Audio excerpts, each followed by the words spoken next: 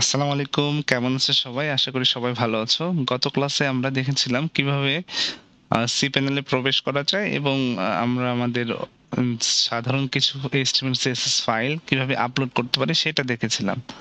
তো আজকে আমরা ২ টা জিনিস শিখব। একটা হচ্ছে কিভাবে বড় ফাইল আপলোড করা যায় সবগুলো একসাথে। আরেকটা হচ্ছে কিভাবে ওয়ার্ডপ্রেসটা আমাদের সার্ভারে আমরা ইনস্টল করতে পারি। এই জিনিসটা আজকে আমরা দেখব।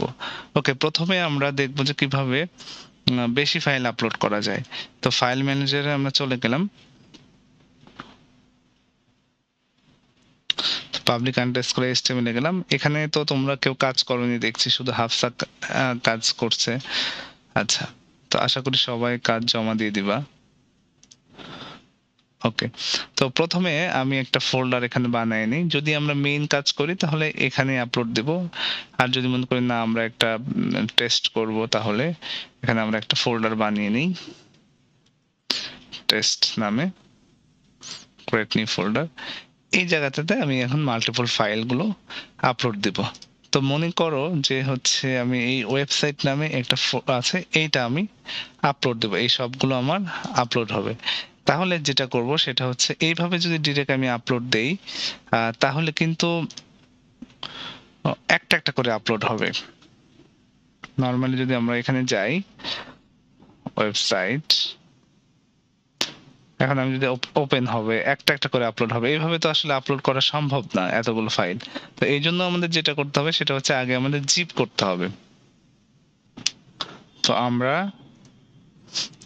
সেন্ড টু কম্প্রেস জিপ, এটা আমরা জিপ করলাম। তো এবার এখানে যে ডেস্কটপ ওয়েবসাইট, আচ্ছা, জিপটা আমরা আপলোড দিব। ওকে, তাহলে আমাদের একসাথে কিন্তু অনেকগুলো ফাইল আপলোড হয়ে গেল। এবার আমি এখানে ব্যাক করব।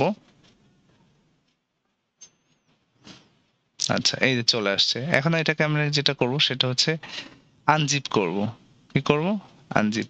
তো রাইট বাটন ক্লিক করে এক্সট্রাক্ট, এখানে ক্লিক করলাম। আচ্ছা, এক্সট্রাক্ট করে আমরা কোথায় এক্সট্রাক্ট করব? এই জায়গাটাতে পাবলিক আন্ডারস্কোর HTML, তারপরে টেস্ট ফোল্ডার এখানে। ওকে, এক্সট্রাক্ট ফাইল এখানে আমাদের কিন্তু আমরা যদি একটু রিলোড দেই তাহলে আমরা দেখবো আমাদের এক্সট্রাক্ট হয়ে গেছে। এটা আমরা তখন ডিলিট করে দেব।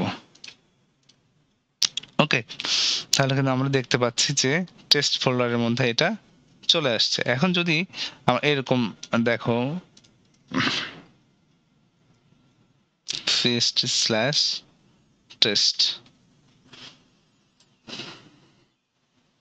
এই যে এর মধ্যে ওয়েবসাইট আছে, এখানে যদি আমরা ক্লিক করি তাহলে আমাদের ওয়েবসাইটটা এই যে ভিউ হবে। কিন্তু আমরা চাচ্ছি যে না, আমাদের সরাসরি ওয়েবসাইটে এই ফোল্ডারে আমরা ঢুকবো না, টেস্টে ক্লিক করলেই এটা চলে আসে। তাহলে কি হবে? তাহলে আমাদের এখানে এই ফোল্ডারটা রাখা যাবে না। তাহলে আমরা এখানে ঢুকলাম, ঢোকার পরে সব সিলেক্ট করব, সিলেক্ট অল।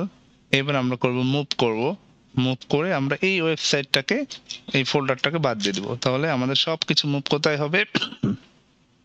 টেস্ট ফোল্ডারে। ওকে, টেস্ট ফোল্ডারে আমার যদি মুভ হয়ে যায় তাহলে আমরা দেখতে পাবো। তখন এই ওয়েবসাইটটা ফোল্ডারটা ব্ল্যাঙ্ক আছে, এটা আমি ডিলিট করে দিলাম।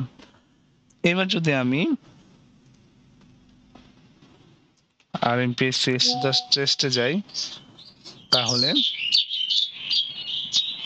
এটা আমরা দেখতে পাবো। ক্লিয়ার? তো এইভাবে আমরা জিপ ফাইলগুলো আপলোড করতে পারি। তো এটা তোমরা সবাই প্র্যাকটিস করে আমাকে দেখাবা।